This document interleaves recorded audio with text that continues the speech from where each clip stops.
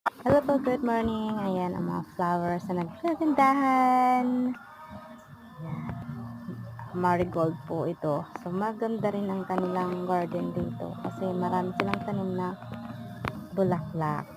So nandito nga po kami ngayon sa Tacloban. So yan po ang aming narentahan. Tuwing pupunta kami dito ng Tacloban, so bumili kami ng apartment.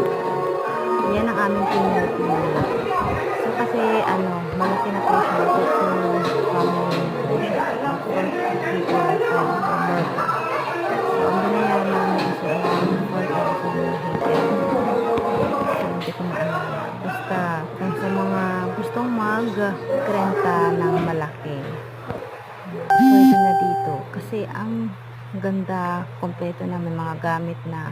Tsaka ang linis pa ng lugar nila. Tsaka malapit lang din sa mga supermarket. Ayan, picture lang. Video-video.